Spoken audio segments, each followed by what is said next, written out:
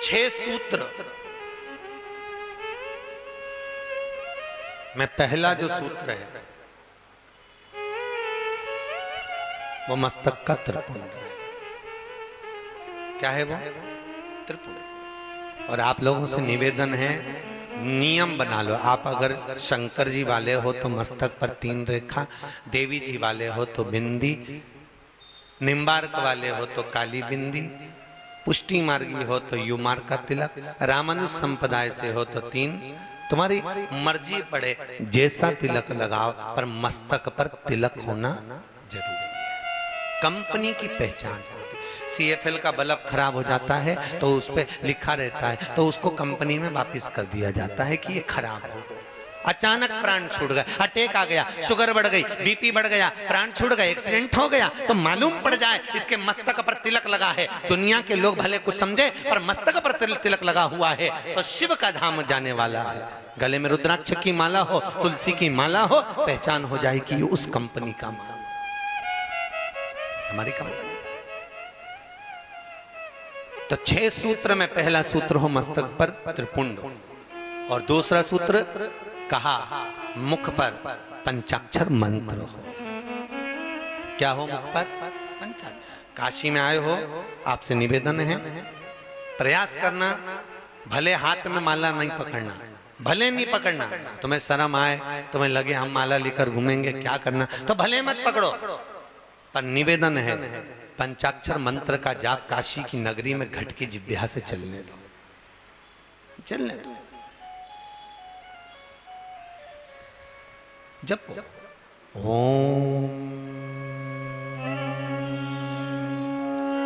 नमः शिवाय, बोलिए ओम नमः शिवाय। पंचाक्षर मंत्र को जपिए, नित्य जपो। आप कहीं घूमने गंगा जी के घाट पर दर्शन करने जा रहे हो, पंचाक्षर मंत्र जपो।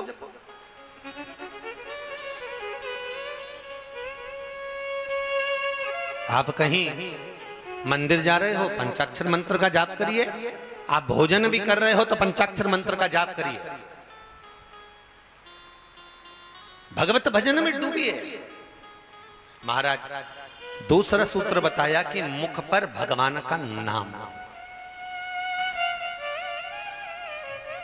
भगवान का। तो किसी ने पूछा कि मुख से अगर भगवान का नाम नहीं निकले और मालूम पड़े केवल कहीं हाथ पर, पंजे पर, कहीं चेहरे पर, कहीं हस्त कमल पर लिखवा लिया जाए नमः शिवाय, तो काम चल जाएगा क्या? क्यों भैया बताओ दीदी, चलेगा क्या काम? नहीं। ये जो एक आजकल का फैशन चल रहा है ना कि वो टैटू बनवाने का, पति पत्नी का नाम लिखवा ले, पत्नी पति का नाम लिखवा ले, हाथ पूरा गुथवा ले, तो ये एक दिखावे वाला प्रसंग है। ये एक दिखावे का प्रसंग होता है, इसमें प्रेम की परिभाषा नहीं होती है। जहां प्रेम की परिभाषा होती है वहां दिखावा नहीं होता। गोपियों का कितना प्रेम था भगवान कृष्ण से, गोपियां दिखा नहीं पाई। और भगवान कृष्ण का गोपियों से कितना प्रेम था, जब उद्धव जी महाराज को बारंबार उद्धव ने कहा भगवान कृष्ण से, कन्हैया वो गोपियां दिन रात अपने काम में लगी रहती और तू उनके नाम पे रोता रहता। भगवान कृष्ण कहते हैं उद्धव ऐसा मत कहना, जितना वो मुझे चाहती हैं शायद उतना मैं चाह ही नहीं सकता उनको। और फिर भगवान ने उद्धव को प्रमाण दिया। कब? जब भगवान कृष्ण का पेट दर्द हुआ, पेट दर्द होते से उसी समय भगवान ने पेट दर्द होते से रुक्मणी, सतभामा, जामवंती, कालिंदी, मित्रविंदा, लक्ष्मणा सब की सब रोपणी, और रोते रोते वहीं से देवऋषि नारद निकल के जा रहे थे। नारद जी ने पूछा क्या हो गया, क्यों रो रही हो रुक्मणी जी? रुक्मणी जी कहती है मेरे स्वामी का पेट दर्द हो रहा है। भगवान का पेट दर्द? अच्छा, तो कुछ दिया उनको? सारे वेद डॉक्टर सब दिखा दिया, पर औषधि से फायदा ही नहीं मिल रहा। अच्छा, फिर अब यही समझ में नहीं आ रहा क्या हो रहा है। गए देवऋषि नारद भगवान के पास पहुंचे, श्रीमन नारायण। भगवान तो निद्रा में नेत्र बंद करे हुए आराम से पड़े हुए थे। देवऋषि नारद फिर बोले श्रीमन नारायण। भगवान फिर ना सुने, फिर आवाज दिया श्रीमन नारायण। भगवान द्वारकाधीश ने पूछा आओ आओ नारद जी, बैठो आराम से, क्या बात है? नारद जी बोले हम तो आपका हाल पूछने के लिए आए हैं। भगवान बोले हाल पूछने की जरूरत क्या है, देख तो रहे हो पेट बहुत दुख रहा है, तो प्रभु बताओ दवाई क्या देने है? भगवान बोले बताओ हमारा पेट दुख रहा है, हमसे ही दवाई पूछ रहे हो? नारद जी बोले तुम्ही ने दर्द दिया है, तुम ही दवा दोगे, बताओ तुम दवाई क्या दी जाए? भगवान बोलने लगे हमारी दवाई हम क्या बताएं? नहीं, बताना तो आप ही को पड़ेगी। कोई कोई को व्यक्ति को ऐसा बुखार आता है, किसी व्यक्ति की तबीयत जब खराब होती है, कोई कोई व्यक्ति का ऐसा रहता है, उससे पूछ लिया करो तुम क्या खाओगे, तुम्हारे को तकलीफ है तो तुम्हें बनाए क्या, भोजन क्या बनाए, तुमको क्या अच्छा लगेगा। जिस व्यक्ति को बुखार आ रहा हो, बहुत तेज बुखार हो, जिस व्यक्ति का पेट दर्द हो रहा है, शरीर में कष्ट हो रहा है, बहुत कष्ट हो रहा है, बहुत दिन से उठा ही नहीं है, बीमारी में पड़ा हुआ है, उससे पूछो तुम क्या खाओगे, तो उसकी रुचि का उसको खिला दो, तो उसको तृप्ति मिलती है, तो मन शांत होता है, तो उसकी तबीयत धीरे धीरे ठीक होती है। अब मालूम पड़े बेचारे का बीमार पड़ा और तुम वही थुली थुली दलिया ही दलिया उसको खिलाए जा रही, और मन कर रहा मूंग की दाल रोटी खाऊं, फिर ले जाने थुली खिलाया, फिर ले जाने तुली खिलाया, और मन है ही नहीं बेचारे,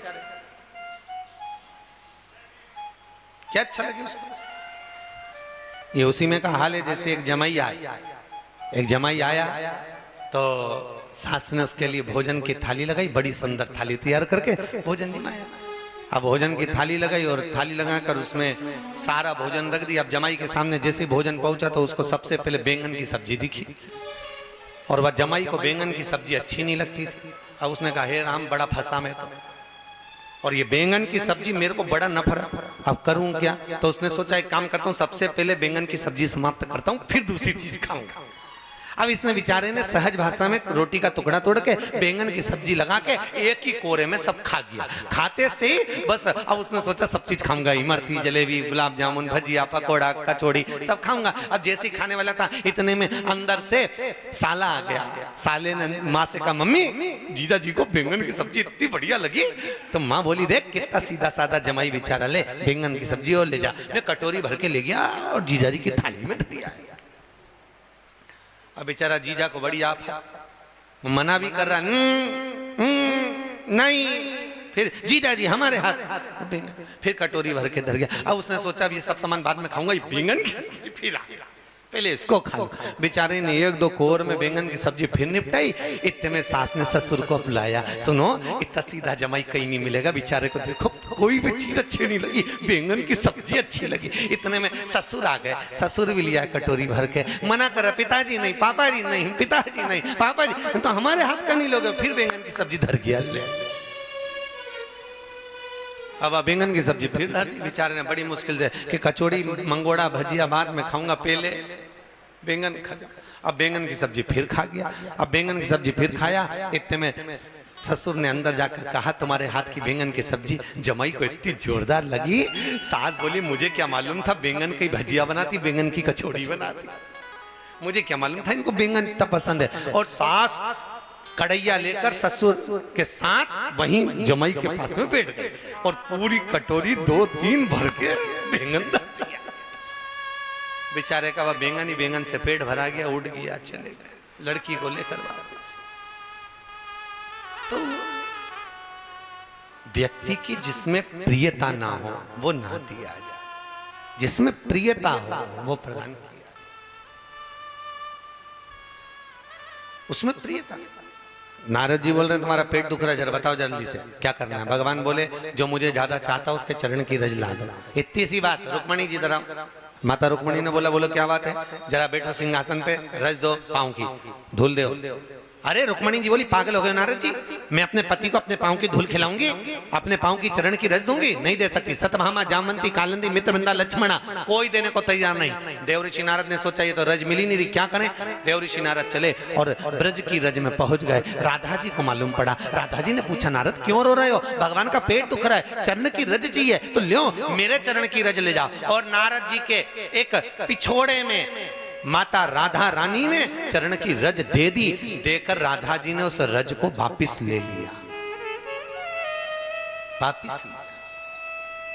नारद जी ने पूछा, राधा जी आप चरण की रज नहीं देना चाहती? राधा जी कहती देना चाहती, पर तुमने कहा जो भगवान को ज्यादा चाहता है उसके चरण की रज चाहिए। नारद जी हो सकता है मुझसे ज्यादा चाहने वाली इस ब्रज की रज में और भी गोपी हो, तो तुम एक काम करो सबकी ले जाओ। नारद जी बोले तो सब इतनी सारी कभी इकट्ठी होंगी? राधा जी बोली जब मेरा प्रीतम मेरा कृष्ण यहाँ से गया था तो बंसी मुझे देकर गया था, उस बंसी को मैंने कदम के पेड़ के नीचे ब्रज की रज में छुपा दी है, उसको मैं बजाती हूँ। राधा जी ने बंसी का नाद करा, गोपियां सोची कृष्ण आ गए।